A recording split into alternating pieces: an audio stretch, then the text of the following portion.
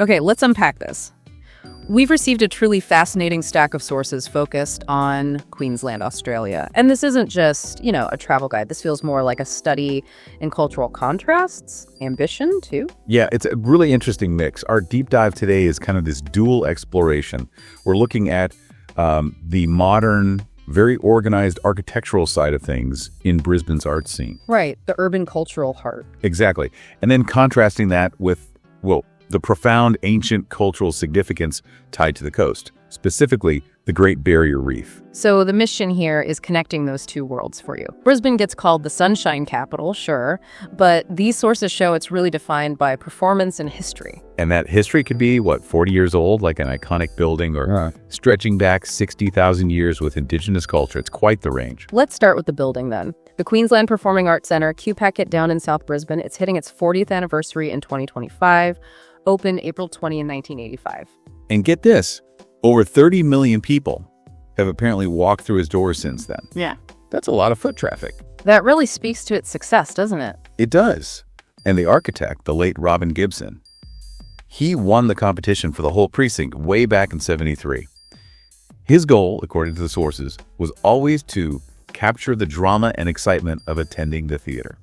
So the building itself is part of the performance, making the audience feel like they're sort of on display too. Precisely. It's a deliberate nod to, Garnier's Paris Opera from way back in 1875. Gibson really focused on those big circulation spaces, the grand staircases, the foyers. So people could participate in the performance of visiting the theater. You see people see you. That's the idea. And you asked if the actual performance spaces hold up. 40 years on. Yeah, because acoustics and tech change so much. Is it still considered top tier? Well, the evidence suggests yes. Gibson snagged the Australian Institute of Architects Gold Medal. And QPAC itself got the 25-year Enduring Architecture Award back in 2010. That's pretty significant recognition. Okay, fair point. And it wasn't just one big hall, was it? No, it opened with 3 distinct venues right off the bat. The big Lyric Theater for, ballet, musicals, and the concert hall for orchestral stuff, and the smaller, more intimate Cremorne Theater shows real flexibility from the start. And then they added the Playhouse later in '98. Right, another 850 seats, and crucially, it kept that same architectural language. It fits. And looking outside, those huge glass walls that seem to ripple up and down with the stairs inside. Yeah, giving it that kinetic element, as one source puts it. Plus, you get those amazing river views. It really anchors the whole Queensland Cultural Precinct. The art gallery, museum, state library are all there. The whole area got state heritage status in 2015. It feels very intentional, that whole cultural hub design. Absolutely. And it's still growing. The next big thing is this new $150 million Glass House Theater. That's a 1,500-seat addition designed by Blake Rayner and Snehta, expected to open around May 2026. Wow. And that makes QPAC the biggest performing arts center under one roof in Australia. That's what the sources say. Quite a statement of intent. It really is. And for anyone listening who wants to see it up close, there's a note here about a free open day, August 31st, 2025. Backstage tours, even an architecture tour led by a former government architect, Malcolm Middleton. Sounds pretty cool. Yeah, good chance to see behind the curtain, literally. Okay, so we've looked at Brisbane's, let's call it institutional arts heart. But let's shift gears. Let's find the city's pulse, maybe down in the live music venues. This feels like where Brisbane's really making a name for itself lately, yeah. Definitely. It's stepping out of the shadow of Sydney and Melbourne in a big way. There's a history there, of course, going back to punk in the late 70s, early 80s. Bands like the Saints, the Go-Betweens. Yeah. They paved the way. Right, that indie spirit. But what makes it boom now? Is it just the history? Well, the sources point to this interesting synergy. It's about the sheer density of venues, especially in certain areas, combined with a really strong local support. It's an ecosystem. Density and support. That makes sense. It's not just legacy, it's the actual infrastructure. And you see that in the range of venues, right? From the big iconic ones. Yeah, like the Tivoli, that place dates back to 1917. Super ornate. And the Fortitude Music Hall, which is newer, but known for being grand and having amazing sound. Purpose-built for impact. Exactly. Then you've got places like the Triffid, that's a favorite, apparently.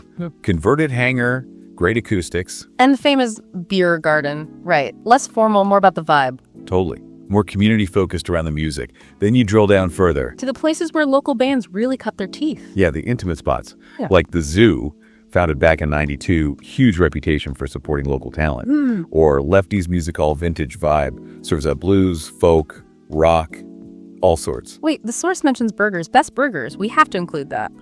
Yes, apparently Lefty's Burgers are legendary. Important details. Yeah, and there are even more niche places like Brooklyn Standard, Basement Bar, New York Feel. Just blues, funk, soul, 6 nights a week. That concentration, especially in Fortitude Valley, it sounds intense. It is. And that density fuels the festival scene. You've got Big Sound, the big industry conference right there in the valley, plus the Valley Fiesta, which is free for everyone, and then huge events like Landway Festival over at the showgrounds. The city definitely has energy. Okay, so from that kinetic urban energy, let's make a big jump. A very big jump. We're shifting focus now, way up the coast. 200-300 kilometers of coastline, actually. We're talking about that other defining Queensland landscape, the Great Barrier Reef. Obviously world famous, integral to Queensland's image. But the sources are really clear here. You can't understand the reef without understanding the human connection, the ancient human connection. Absolutely critical. The GBR isn't just, coral and fish. It's profoundly significant culturally, spiritually, historically for the traditional owners. We're talking about over 70 distinct indigenous groups whose traditional lands and waters, their sea country, encompass the reef. And their connection isn't recent. It's 60,000 years. At least. For these communities, the GBR is described as a living cultural landscape. It's tied into their identity, their lore, their law, how they live. So this term sea country, can you unpack that a bit? It's more than just territory, right? And much more. It's about the deep interconnectedness of everything: land, sea, sky, all the plants, animals, people. It's shaped by ancestral beings, and their stories are embedded in the landscape, in songlines, in totemic relationships. It guides how you interact with everything. And this deep understanding developed over millennia. That's traditional ecological knowledge or tech. Exactly. It's this incredibly sophisticated, accumulated wisdom about the environment, about sustainability, passed down through generations. Can you give an example of how tech works in practice? Something concrete. Sure. Practitioners use detailed knowledge of seasons, stars, animal behavior to know precisely when certain fish or maybe turtles are breeding. And based on that knowledge, they might implement temporary closures on fishing in specific areas. Customary closures, they're called. It allows the resource to replenish. Wow, that's basically highly advanced traditional resource management. It sounds incredibly relevant today. It absolutely is. Right. The implication here is huge. Tech isn't just history. It offers vital insights for modern conservation, especially with challenges like climate change, things Western science is actively trying to figure out. So are we seeing this knowledge being integrated now? Yes, there's a definite shift towards co-management. Things like the Indigenous Land and Sea Ranger programs, which bring together tech and Western science monitoring.